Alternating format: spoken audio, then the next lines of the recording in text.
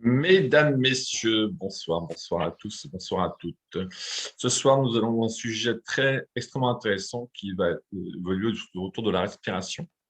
Ce soir, nous avons la gentillesse de recevoir Valérie Sesma, qui est sophrologue, psychocomportementale et massothérapeute, et Cyril Chadaya, qui est conseiller sportif et nutritif.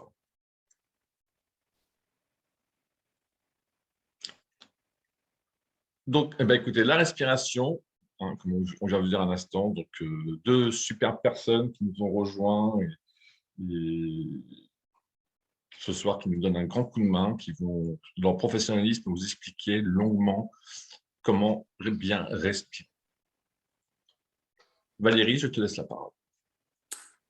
Alors, merci beaucoup pour cette invitation, David. Donc, je suis très honorée. Et donc, effectivement, ce soir, je vais vous parler de la respiration parce que bien respirer, ça s'apprend. Et d'ailleurs, voilà, je l'ai appris. Je vais me présenter tout d'abord. Donc, je suis Valérie Sesma, j'habite du côté dans la région lyonnaise. Et après avoir enseigné pendant 27 ans auprès des petits, de la grande section maternelle au CE1 pendant 27 ans, mais j'ai voulu m'orienter de façon différente, ayant vécu une maladie il y a quelques années qui m'a permis de me recentrer et puis de m'occuper davantage de moi-même. Et donc, j'ai voulu me former à la sophrologie. Et donc là, à la sophrologie plutôt psychocomportementale. En fait, je vais un peu vous expliquer ce que c'est que la sophrologie. Donc, étymologiquement, la sophrologie veut dire étude d'harmonisation de la conscience. Donc, il s'agit en effet d'étudier les différentes facettes de sa propre conscience, d'observer les phénomènes qui s'y produisent. Et c'est un outil de bien-être, de développement personnel, auquel j'intègre d'autres méthodes comme le coaching, la PNL, l'approche centrée sur la personne, l'hypnose, qui me semble vraiment utile pour me rendre plus efficace au niveau de la résolution des problématiques. Parce que quand une personne vient consulter un sophrologue, il vient avec sa problématique. La sophrologie amène à apporter un regard neuf sur soi-même en se libérant de tout jugement et en observant sa propre conscience avec le plus de neutralité possible, en portant attention à ce qui se produit au sein de nous-mêmes. Cette observation devient possible à partir d'un certain lâcher-prise qui s'obtient grâce à une relaxation profonde qui nous mène à un état modifié de conscience que l'on appelle le niveau sophroliminal, où l'on se situe entre veille et sommeil. Dans cet état, nous renforçons le lien entre nos deux hémisphères cérébraux, ce qui nous donne accès aux éléments enfouis dans notre inconscient. Et puis, par ce biais, on libère notre imagination et notre créativité. La sophrologie affirme aussi que tout être humain peut parvenir à une utilisation optimale de ses potentialités, à condition qu'il en ait conscience. Elle permet donc de positiver face à un monde perçu parfois sous un angle pessimiste et permet aussi, par la pratique de diverses méthodes, à une meilleure connaissance de soi. La sophrologie a donc pour but de renforcer les structures de la personnalité, de dynamiser les qualités et ressources de chaque individu. Alors, la respiration, c'est la base de la méthode sophrologique. C'est un outil majeur qui favorise le relâchement physique et permet d'apaiser les tensions. C'est pourquoi j'ai voulu parler de la respiration ce soir. Voilà, alors, vivre, c'est respirer, et respirer, c'est vivre. On arrive au monde avec cette première bouffée d'air qui déplie les poumons, et respirer devient alors indispensable à la vie. On peut rester plusieurs semaines sans manger, plusieurs heures sans boire, mais l'arrêt des fonctions respiratoires se limite à quelques minutes seulement. Le besoin primaire de notre corps physique est la respiration. Le corps physique a besoin d'air, cet air qui contient beaucoup d'éléments nutritifs. Et en respirant correctement, nous allons chercher la vie de cet air. Petite parenthèse, cette vie se nomme prana chez les yogis indiens. Elle est conçue pour tout ce qui vit sur cette planète, incluant bien sûr notre corps physique. Bien respirer peut nous épargner un repas par jour tellement l'air est nourrissant. Et il s'agit d'en prendre conscience en respirant. Mais bien respirer n'est pas toujours aussi simple, difficile même parfois d'identifier son mode respiratoire et d'imaginer pouvoir un jour faire évoluer ses capacités respiratoires. Comment respirez-vous au quotidien? Où se localise votre respiration? Votre respiration est-elle votre allié dans la gestion de vos émotions et de votre stress et dans les situations difficiles que vous êtes amené à expérimenter et à traverser? Ce sont des questions à se poser si l'on se sent tendu d'un point de vue physique, mental et émotionnel. Alors, l'influence du stress sur notre respiration. Eh bien, lorsqu'on est stressé, notre respiration s'accélère et change de nature. Sans en avoir réellement conscience, nous nous mettons à respirer avec le haut du corps et ressentons de ce fait une sensation de souffle court, de serrement à la poitrine. Notre cœur s'emballe, nos muscles se crispent et ce processus accentue notre anxiété. Alors bien sûr, il y a plusieurs effets secondaires liés à une mauvaise respiration, donc ce qui peut entraîner de la fatigue, un manque d'attention et de concentration, des maux de tête, des troubles du sommeil, l'asthme, un manque de résistance à l'effort, une perte de dynamisme, des troubles de l'humeur, etc. Tous les actes de la vie quotidienne agissent sur la fonction respiratoire. Donc, à l'inverse, la maîtrise de la respiration nous ouvre des portes infinies selon les buts recherchés, qu'ils soient purement sportifs pour améliorer la résistance et l'endurance, psychologiques pour développer un mental calme, la confiance en soi, une meilleure relation aux autres ou encore spirituelle avec la méditation. Alors, pour ce qui est des fonctions et des bienfaits de la respiration, donc, en moyenne, un être humain effectue 23 000 cycles respiratoires par jour. Je précise qu'un cycle respiratoire, c'est une expiration et une expiration. Voilà. Donc, la respiration, elle participe à la régulation de notre système nerveux et elle nous permet de maîtriser et de réguler nos émotions. Car alors, une seule partie de l'air va dans les poumons et un tiers monte directement vers le cerveau. Et un cerveau mieux oxygéné nous permet d'acquérir une meilleure maîtrise de nos émotions. La respiration nous aide à lutter contre la fatigue en remplissant nos cellules d'oxygène et en éliminant les déchets de notre organisme, comme le gaz carbonique ou l'acide lactique. Donc, la respiration régule les fonctions neurovégétatives dont dépend le rythme cardiaque, la digestion, le taux de sucre et de cholestérol dans le sang. Et elle permet également de réduire le stress. Alors, pourquoi il est important de bien respirer? Eh bien, pour améliorer la circulation sanguine et l'oxygénation dans le sang, pour favoriser l'oxygénation des tissus, diminuer le temps de récupération, diminuer les temps de fatigue et de stress, favoriser l'adaptation de l'organisme à l'effort, gérer l'inflammation, renforcer son système immunitaire, diminuer les pulsations du cœur, réguler le rythme cardiaque, faciliter la mémoire, améliorer la confiance en soi et le contrôle des émotions, favoriser l'endormissement et un meilleur sommeil, relaxer et calmer le mental, aider à la concentration et à l'attention. Voilà. Alors, il existe 3 types de respiration. Donc, là, on parle de respiration haute, la respiration dite de stress. C'est une respiration courte et superficielle qui est localisée au niveau des clavicules et du haut de la cage thoracique.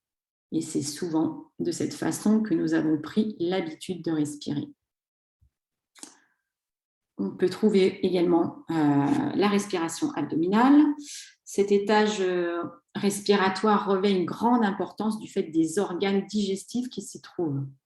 Alors, accéder à cette respiration dans son ventre permet une diminution des désordres digestifs ponctuels ou chroniques et contribue à une plus grande unité corporelle entre le haut et le bas du corps. La respiration abdominale remplit la partie basse des poumons. Respirer par le ventre, c'est aussi bien faire son travail, bien faire travailler son diaphragme, le principal muscle respiratoire situé entre la cage thoracique et le ventre dans la zone du plexus solaire, la zone de nos émotions. Voilà. Et lorsque l'on inspire par le ventre, le diaphragme s'abaisse, il pousse sur les muscles abdominaux et sur les viscères. Et au moment de l'expiration, le diaphragme remonte. Il effectue ainsi un massage profond des organes internes et assure une bonne circulation de l'énergie dans tout l'abdomen. Cette respiration permet l'apaisement du mental, un lâcher-prise, un ancrage renforcé, une plus grande détente et une meilleure émission de notre voix chantée et parlée. Voilà pour ce qui est de la respiration abdominale. Et on a aussi la respiration profonde, dite de détente, ou la respiration complète. Alors là, c'est une respiration qui est ample et profonde et qui couvre les 3 étages. L'étage des clavicules et des épaules, l'étage de la cage thoracique et du diaphragme, et l'étage du ventre. Cette respiration est la plus bénéfique tant sur le plan physique, mental qu'émotionnel. Elle libère l'énergie au niveau du cœur et du plexus solaire. Elle agit sur tout le système nerveux et détend énormément. Elle augmente votre force de concentration et de mémorisation également. Alors, vous pouvez aussi vous poser quelques questions, je vais vous en poser d'ailleurs. Où se situe votre respiration? Où se localise-t-elle? Est-ce que vous en avez conscience ou pas? Est-ce qu'elle se situe au niveau de votre ventre, au niveau de votre cage thoracique ou au niveau de vos épaules, de vos clavicules? Voilà, c'est important de prendre conscience. Donc, quand vous respirez, vous pouvez vous poser aussi la question, est-ce que je soulève mes épaules? Est-ce qu'il m'arrive d'avoir des points d'angoisse au niveau du torse, une sensation d'étouffement, de ne pas respirer complètement? Voilà, essayez de vous poser ces questions-là quand vous respirez pour, si vous voulez savoir où se localise votre respiration. D'ailleurs, si vous avez une respiration thoracique, vous avez une respiration qui se situe sur le haut du corps et qui ne remplit qu'une partie de vos poumons, qui remplit seulement la partie haute des poumons. Et pour avoir une respiration idéale, il faut gonfler dans un premier temps le bas du ventre, puis le haut. La respiration thoracique complète la respiration abdominale, voilà. Mais respirer par le bas du ventre est une habitude à reprendre. Pour cela, il est nécessaire de s'entraîner. C'est ce qu'il y a de plus efficace, d'ailleurs, pour calmer une angoisse. Voilà, alors je voulais vous parler également de quelques techniques de respiration. Et puis pour parler de la première technique, la respiration thoracique, pour justement se libérer du stress aussi. C'est une respiration qui est dynamique, énergisante. Elle permet de développer l'élasticité des poumons, d'absorber plus d'oxygène en mobilisant les vertèbres et les disques intervertébraux. Et j'aurais voulu que Nadine puisse vous montrer ce qu'est une respiration thoracique. Alors, est-ce que Nadine est OK pour intervenir? pour nous montrer une respiration thoracique. Voilà, très bien. C'est vrai que je ne l'avais pas vu.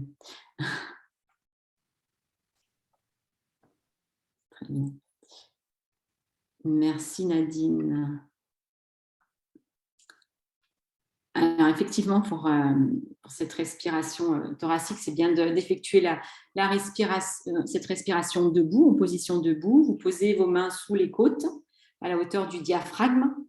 Et vous pouvez même, pour mieux ressentir, fermer les yeux et puis prendre conscience de votre respiration. Donc vous inspirez profondément par le nez tout en gonflant votre thorax qui s'élargit. Vos mains forment un grand cercle. Puis ensuite, vous expirez. Votre thorax rétrécit. Vous refermez le cercle avec vos mains et vous rassemblez toutes vos forces au centre du thorax. Vous inspirez, votre thorax s'élargit. Vous expirez, vos forces se recentrent. Et cette respiration, vous pouvez la renouveler 3 fois de suite. Voilà. Donc, vous avez le détail pour cette respiration, la respiration thoracique. Ensuite, je vous ai mis aussi un petit exercice de respiration abdominale. Donc là, on respire par le ventre. Voilà, on retrouve la respiration du nouveau-né que l'on a perdu. Et puis, c'est également la respiration que l'on adopte quand on dort. Voilà, c'est un rythme 3 plus 3 égale 6. Donc, en fait, 3 temps, on inspire 3 temps, on expire 3 temps. Non, pardon, on inspire 3 temps, on retient l'air 3 temps et on expire 6 temps. Voilà, c'est essentiel, en fait, de doubler son expiration. L'expiration est le double de l'inspiration. Plus longue est l'expiration, meilleure sera la détente. Voilà, donc je ne vais pas vous détailler l'exercice, vous avez le détail, vous pouvez le lire. Et puis, une troisième respiration avec la respiration complète. Donc là, on va pouvoir mobiliser tous les étages de la respiration. Et donc là, on va apporter de l'air dans l'intégralité de nos poumons. On va remplir la partie basse et la partie haute des poumons. Et donc, c'est la façon idéale de respirer. Donc, pour effectuer des respirations, il est vraiment essentiel d'être dans une position confortable et de fermer ses yeux pour vraiment revenir dans son monde intérieur et pour mieux ressentir sa respiration. Voilà. Voilà pour ce qui est de... je vous laisserai également lire voilà, ce qui concerne la respiration complète. Vous pourrez refaire faire cette respiration tranquillement, aller confortablement chez vous. Voilà. Et donc la respiration est notre meilleur outil, l'outil qui est disponible tout de suite. Donc voilà, je vous invite à prendre le temps, à prendre conscience aussi de la façon dont vous respirez. C'est un outil précieux, voilà, qui permet de maîtriser vraiment ses émotions, de prendre du recul et de recharger les batteries. Voilà. Donc, je voulais aussi terminer par une citation de Thich Nhat Hanh, un maître bouddhiste vietnamien. La respiration est le pont qui connecte la vie à la conscience, qui unit notre corps à nos pensées. Voilà, de Thich Nhat Hanh pour sa citation. Et aussi, je voulais vous lire un de ses enseignements.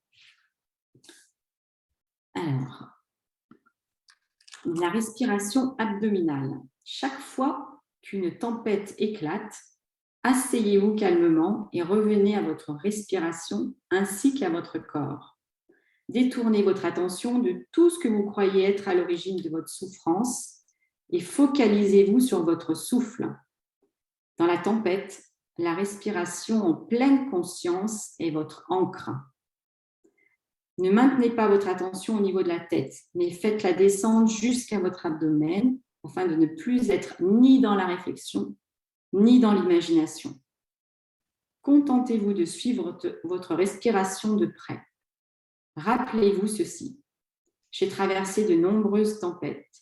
Chaque tempête finit par s'apaiser. Aucune ne durera jamais. Cet état d'esprit passera. Quand nous regardons la cime d'un arbre secoué par une tempête, nous avons l'impression que l'arbre pourrait tomber à tout moment. Mais si nous regardons son tronc, nous voyons qu'il est très solide et nous savons qu'il restera debout. Votre abdomen peut être comparé au tronc de l'arbre. Pratiquez la respiration en focalisant votre esprit uniquement sur votre souffle, au niveau de votre nombril, et laissez simplement vos émotions vous traverser. Voilà, un bel enseignement de Thich Nhat Hanh. Voilà, je vous remercie pour votre écoute. Merci Valérie. Je vais juste mettre. Eh bien, écoutez, merci beaucoup de cette question-réponse que nous avons eue avec Valérie, qui nous a apporté beaucoup de solutions, d'indications. Merci beaucoup. Et là, maintenant, on va laisser la parole à Cyril, qui est conseiller sportif et conseiller nutritif, qui va nous parler du périnée. Donc, Cyril, je arrête mon partage d'écran et je te laisse prendre ton pouvoir. D'accord, entendu, merci.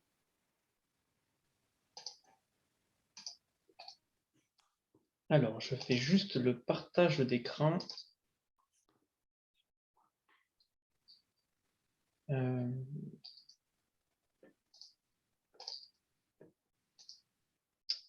Je n'ai pas la main sur le partage d'écran.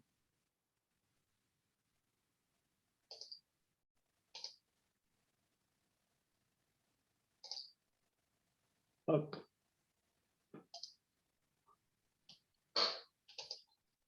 Je crois que c'est bon. Est-ce que vous voyez bien l'écran? Oui. Parfait, super. Donc, avant toute chose, je vais d'abord me présenter. Merci Valérie donc, pour tout à l'heure. Je suis heureux d'être avec vous et parmi vous ce soir. Donc, moi, c'est Cyril. J'habite sur Agde, donc une belle région méditerranéenne. Donc, plein de soleil, plein de lumière et plein de côtés chaleureux. Donc, aujourd'hui, on va aborder la rééducation périnéale. Donc, c'est une continuité de la respiration. En introduction, il faut savoir que le périnée, en médecine chinoise, est le centre énergétique. Elle est située dans la zone pelvienne, c'est-à-dire entre l'anus et notre partie génitale. C'est également le lieu où siège l'un des pôles de l'équilibre du qi et du sang, et ça rassemble l'énergie originelle entre les reins et la zone qui traverse plusieurs méridiens, dont la vessie, l'estomac, la rate ou encore le foie. Alors, les bienfaits chez l'homme avant ou après opération de la prostate. Donc, ça améliore la qualité de l'érection, et prévient surtout les troubles d'incontinence. Alors, ces bienfaits sont chez l'homme et on le retrouve chez la femme, qu'on abordera tout à l'heure. Ça prévient donc l'incontinence urinaire et les éjaculations précoces. Elle permet aussi d'augmenter le désir sexuel, de limiter la douleur en cas de constipation, de limiter les douleurs aux reins ou de mauvaise posture et de prévenir la prostate. Bien sûr, avant opération, puisqu'après opération, le travail est déjà fait. Alors, au sujet des femmes, donc la rééducation périnéale, on l'aborde surtout essentiellement après la grossesse ou où en fait le périnée est très sollicité. Donc, du coup, cela peut entraîner des problèmes d'incontinence urinaire, anale, des gaz non contrôlés et des problèmes lors du rapport sexuel. Bien sûr, ces troubles restent tabou, puisque les femmes ont du mal à en parler après accouchement ou plus tardivement dans la vie. Alors, la rééducation périnéale, d'après de plusieurs études, nous pouvons éviter tous ces dérèglements dans le corps de la femme ou de l'homme en travaillant donc sur une respiration et en contractant ou en tenant le périnée. Elle peut être prescrite par des sages-femmes ou kinés et elle est conseillée de commencer sa rééducation 6 à 8 semaines après son accouchement pour les femmes, je parle. Hein. Alors, on peut le faire en préventif comme quand le problème est là, est survenu, donc pour rééduquer le périnée. Chaque séance doit durer 30 à 40 minutes maximum, car au-delà, les muscles de périnée se fatiguent et les exercices ne sont plus efficaces. Nous améliorons la capacité de contracter les muscles autour du vagin, de l'urètre et de l'anus ou autre appareil génital pour les hommes. Ensemble, ça forme le plancher pelvien ou périnée. Alors, la suite. Alors, les symptômes nécessitant une rééducation périnéale. On va d'abord aborder. Ah, mais j'ai trop avancé. Comment je fais pour revenir en arrière? Avec la roulette. Ouais. Avec la roulette. Donc, du coup, je peux le remettre sur du... Tu te remets où tu es, la celle que tu veux. Tu vas dans diaporama. Ouais, diaporama. Et voilà, à partir de... Ah, du coup, je reviens sur la partie symptômes. Parfait. Alors, les symptômes nécessitant une rééducation périnéale. Donc, c'est les difficultés de contracter le plancher pelvien. Donc, à partir du moment où on ressent une difficulté, on va pouvoir donc rééduquer son périnée. Des douleurs ou des pesanteurs sur la partie vaginale ou périnéale ou autre organe génital. Des douleurs en relation sexuelle ou lors d'étirements. Des pertes d'urine lors des efforts, lors d'envie d'uriner ou éternuer, ou en internuant, pardon. Et les descentes d'organes. Donc, on parle de bosse dans le vagin, puisqu'une descente d'organes peut provoquer une bosse au niveau du vagin. Perte de sel ou difficulté à retenir les gaz, constipation, accouchement par voie basse, déchirure périnéale à l'accouchement, travail long à l'accouchement, cicatrice douloureuse. Donc, comme on peut voir, les difficultés sont multiples, peut être essentiellement pour les femmes après accouchement ou pour les hommes par rapport à la prostate. Alors, j'ai programmé donc quelques exercices et conseils utiles à réaliser soi-même. On a 4 exercices que j'ai abordés. Donc, il faut utiliser ces exercices à bon escient et pas plus de 3 fois par semaine.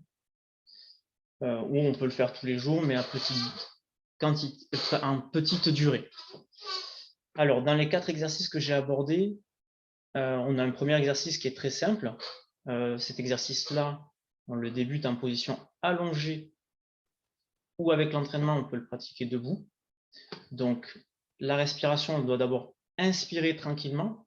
Donc, on va l'inspire vers le haut. Et on va expirer, on va retenir donc l'inspire. Et à l'inspire, quand on retient l'inspire, on va pouvoir soit tenir ou contracter le périnée. Et à l'expire, donc doucement, on peut siffler légèrement le son S et en gardant la contraction musculaire du périnée autour donc de l'organe génital, de l'urètre et de l'anus, comme si vous reteniez, comme si on se retenait pour faire pipi en fait. Alors, en préconisation, il ne faut jamais faire cet exercice en urinant, car vous risquez infection et complications, bien entendu. Il faut éviter de serrer les fesses ou de contracter d'autres muscles, et donc de tenir cette contraction aussi longtemps que l'on peut, et on peut l'essayer 10 secondes si c'est possible. Faire une pause et répéter donc en 10 fois donc cet exercice-là. Voilà, pour l'exercice numéro 1 qui est le plus simple, bien entendu. Pour l'exercice numéro 2, donc en termes de recommandations, j'avais prévu juste une photo juste après, donc on verra tout à l'heure. Donc c'est la recommandation que je peux donner. Donc il faut penser à maintenir une bonne posture, avoir le dos droit, un bassin neutre et les jambes fléchies, pieds au sol. Donc avec une colonne neutre, avec des courbures naturelles. Le dos n'est pas plaqué au sol, il ne cambre pas non plus, et le bas du dos fait naturellement un petit pont. Donc on va voir la photo juste après. Donc toujours allongé sur le dos, jambes pliées, pieds plats au sol. On inspire profondément, puis on souffle lentement tout en contractant le périnée. Quand on inspire, on ne contracte pas le périnée, on le contracte à partir du moment où on va expirer profondément. Donc juste, je vous montre la photo juste après de la posture. Voilà. Donc l'exercice suivant, on vide complètement l'air des poumons. Poumons vides, on bloque la respiration en bouchant le nez, puis on remonte l'air situé dans son ventre vers la poitrine, sous les côtes en essayant d'inspirer. Votre ventre se creuse et votre poitrine se gonfle, ce qui a à contracter de manière plus intense et profonde les muscles du périnée. On pratique 5 à 10 fois selon ses sensations et faire une pause entre chaque série, bien entendu. Alors l'avantage de cet exercice, c'est que ça détend énormément et ça aidera à lâcher prise et à chasser le stress.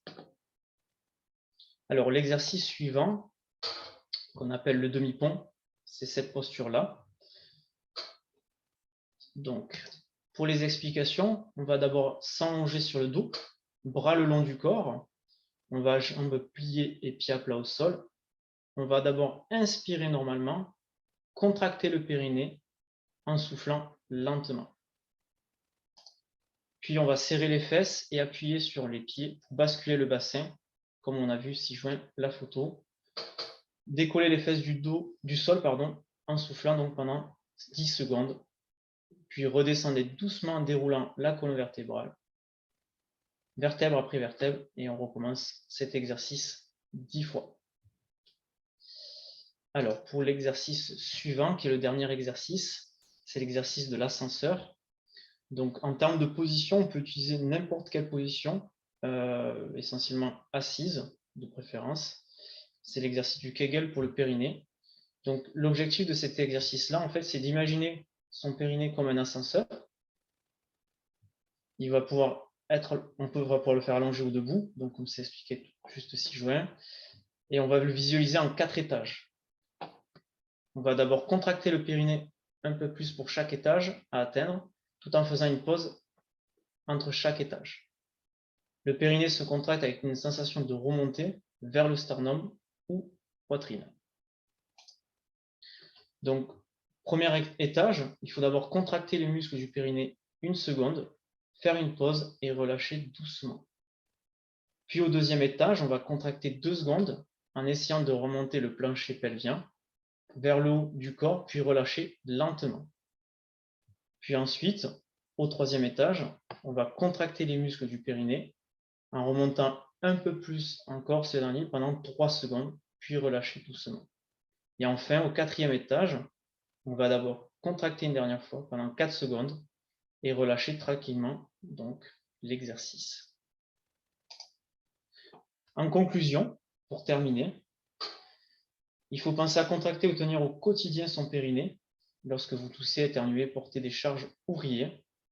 Lors de la contraction des abdominaux, une pression s'exerce du haut vers le bas. Il est donc nécessaire d'avoir un plancher pelvien tonique et une base solide pour prévenir donc de prostate pour les hommes ou pour rééduquer donc son périnée après accouchement. Vous éviterez aussi les inconvénients des fuites urinaires, pesanteurs pelviennes ou vaginaux ou des centres d'organes. Il est important de faire des exercices pour le périnée tous les jours, donc comme on a abordé le dernier exercice qui est de Kegel ou les autres. Bon, bien entendu, cela peut paraître difficile au début, mais ça devient vite une habitude et un bon réflexe. Voilà, merci à tous. Donc,